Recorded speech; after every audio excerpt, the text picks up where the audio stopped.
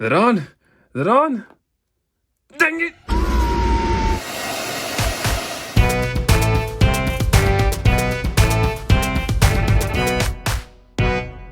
Hello guys, Alan the Collector back with another video review, and today we are taking a look at the NECA Teenage Mutant Ninja Turtles cartoon, The Adventures of Space Usagi Ultimate action figure. For starters, we have this Ultimate style packaging that we've come to expect from NECA these days. I really like this drawing that we have of Space Usagi here on the front. I'm a big fan of the way this line work looks for the outline, and then it almost looks like it's shaded with color pencils to really give it this nice Saturday morning cartoon feel. I can dig it. And then when we flip it around to the back of the packaging, we get a nice read up for Space Usagi that kind of sums up his comic book counterpart. Not so much any appearances from the Teenage Mutant Ninja Turtle 80s cartoon. And then of course we have some nice product shots of Usagi looking really nice with all of his accessories. And then when we flip it around to the bottom of the packaging, we get a look at everyone who's responsible for bringing this action figure to life. Special thanks to Stan Sakai. Without you, we wouldn't have this awesome character. So let's open up this panel.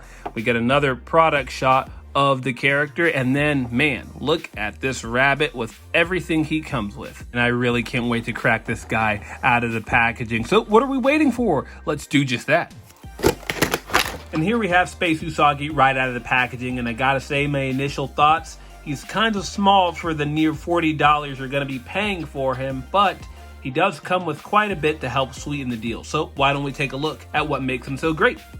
And Usagi here comes with a pretty decent spread. He comes with an alternate head, a space helmet, 3 pairs of alternate hands, a laser gun, a laser rifle, a laser sword, a butterfly knife, a beam effect for that sword, and last but not least, we have SPOT, otherwise known as Spot, Usagi's robotic pet dinosaur lizard Tokage. Getting back to the figure at hand, I've got to say his colors really stand out. I like the way this yellow armor pops against this black jumpsuit and the white of Usagi's fur. Even though it looks smooth, there is some nice fur detail that's actually been sculpted all the way throughout the head sculpt just to give him an extra level of dimension. So that's cool. It is broken up by this gray band that is used to tie Usagi's ears into a ponytail or maybe a man bun.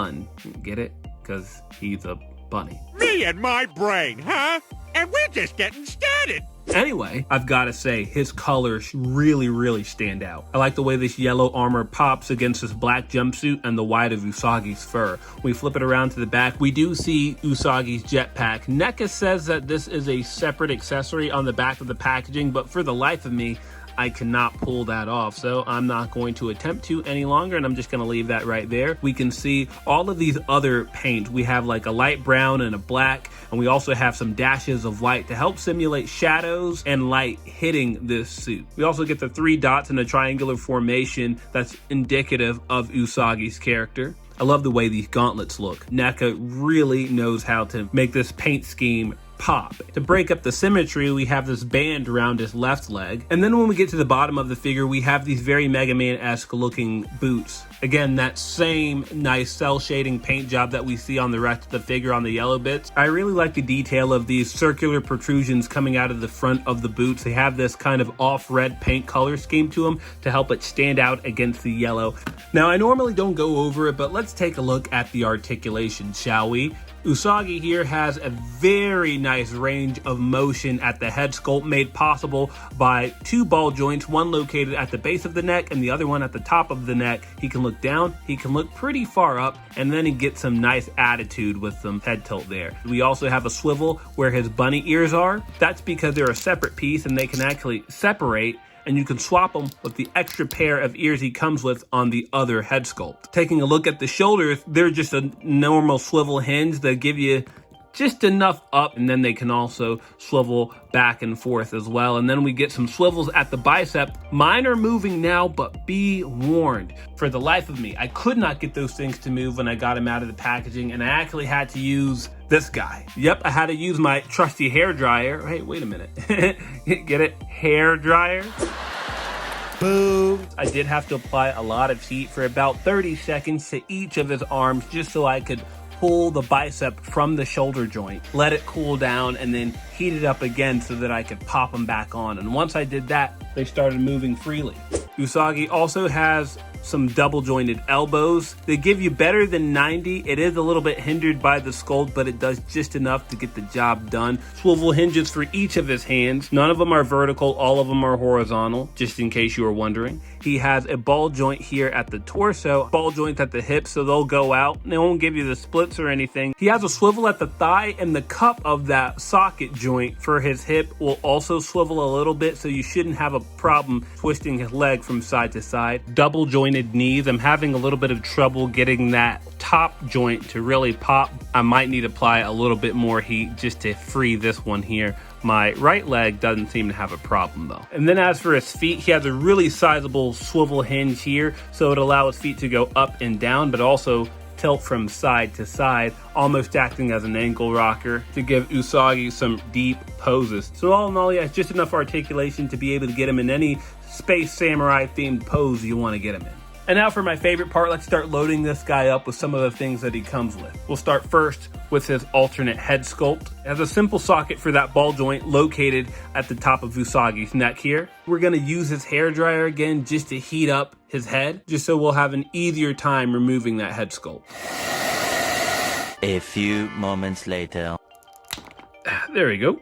Oh, shoot. Dang it. Okay, sometimes this does happen with Akin figures. The actual joint that you need to stay at the base of the neck gets stuck in the head. It's not broken, but I will need to apply some more invasive methods to fish this joint out of the head. I finally did it. That took more work than I'd like to admit. Now we gotta figure out how we're going to... Okay, I'm gonna need to get the hairdryer out one more time. Okay, finally, without further ado, we have this alternate head sculpt, and now we are going to put it on and... Come on. There. Is it on? Is it on? Dang it! Okay, I think it's on. I think it's on. Yeah, that's not going anywhere. And guess what? Just like that, this is the head sculpt that's staying on Space Usagi. But I think I do prefer the more stoic look on the original head sculpt that this figure came with. Now let's take a look at a space helmet. It looks like a giant fish bowl. Actually, look. Ooh, look at that fisheye effect. That's kind of neat. It does have a larger opening for the base of his head where it kind of meets the collar of his spacesuit, and then a smaller opening for his bunny ears. But as you can tell, that's not going to fit with all of this going on here. So we will need to switch out his bunny ears from the original sculpt. So all you do is just, dang it, the head popped off again. Okay. Well, now we have a very bald looking bunny here, but we'll just take that original head sculpt, take his ears off, and then there we go. Now that we've given our bunny a new do, let's go back to the space helmet. It just kind of separates here down the middle. And then where we go from here is that you just kind of place it over his head, and then there you have it. There's just enough space for his bunny ears to stick out on top. I like how this space helmet doesn't distort the face at all. And the best part is you don't have to sacrifice articulation much. You can kind of keep this in place and you can keep his head spinning. I don't like that we have an obvious seam, but that's almost unavoidable. Next, we'll arm Usagi with some of his weapons, but to do that, we will need to replace his hands here. They do come with fists straight out of the package. Give him a nice twist. His hands will pop off, and it comes with one hand that looks like it's more intended to grip firearms. So we'll give his left arm this hand, but we'll give his right arm a traditional gripping hand. Plug that in. There you go. Nice little pop there, and do the same thing on this side. There you go. I'm not bringing the hairdryer out again, although I probably should. I really don't want to break this guy. Let's start with his laser rifle. It has a very thin shape to it. I like the way it looks. Molded in gray plastic with a little bit of yellow here. We have some panel lining to help bring out the details and make this feel like it really did jump off the pages of a comic or right out of the cartoon. Put it in the one with the actual trigger finger. Give him a nice little pose here, and yeah, he's ready for some space battles now, and that's pretty cool. Now, if you like the rifle, you'll also like the laser gun that he comes with.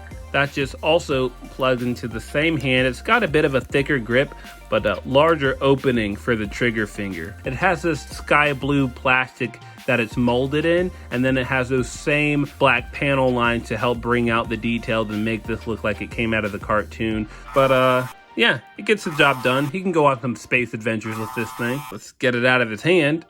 And let's take a look at, say, his butterfly knife. We do have a lot of paint to help bring out the details. We're just gonna slide it right into his right hand. Yeah, you can get some decent poses with that. Watch out, this bunny will cut you. There does seem to be some white rub from the plastic of his hand sculpt, so gotta ding it for that.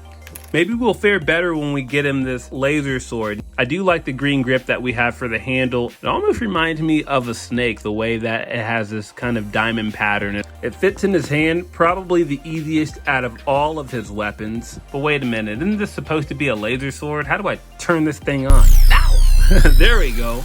Usagi does come with this energy effect for the laser sword. It just slips on like a glove, but I think it gets the job done. It's a bit more interesting than, say, his blasters. And then last but not least, we have Spot here, the Robo Takage. NECA has mimicked the metallic look he would probably have in the comics or in the cartoon by casting him in this pale blue. He has panel lining with this black paint. It's not the most even throughout the figure, but it does get the point across, and it just pretty much sits there. Now, as for size comparisons, Usagi is a bit small. He stands about 5.5 inches tall to the top of his ears, but he will feel right at home with the rest of your heroes from NECA's cartoon TMNT line. Here he is dwarfed by some baddies from Dimension X. I think he'll fit right in with some more sci-fi-esque Fortnite action figures by Hasbro and Jazzwares. And I think he's a match made in heaven with the Boss Fight Studios Bucky O'Hare figures.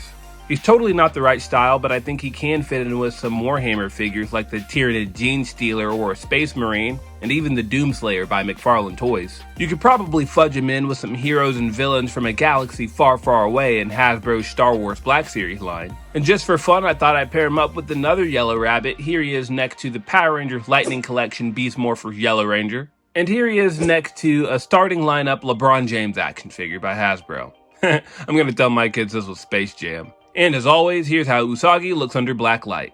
Not the most reaction, but the highlights on him do kind of stand out, so I'll take it. Now, as for my final thoughts, Usagi here is every bit as fun as he is frustrating. I didn't like how stiff his joints were out of the package, and I did have to go to work on him with the hairdryer, which shouldn't be necessary for any action figure from any company, period. His range of motion also leaves a bit to be desired. If I had to compare the two, I would say that the original Usagi released by NECA is a far superior action figure. But if you are a completist like me, or just want another rendition of one of your favorite characters on your shelf, then I think Usagi might be a good pickup. The only problem is he's a bit hard to find at the moment. But if you're savvy enough, you can find some places online where he may be the right price. All in all, I'm glad to have him in my collection, but what do you guys think? Let me know in the comment section below. As always, you have no idea how much it means to me that you guys continue watching my videos, and I'll keep them coming as long as you keep watching. But with that said, please like, comment, and subscribe, and share my video if you feel so inclined. Please stick around for a gallery ahead, and remember, as always, collect responsibly.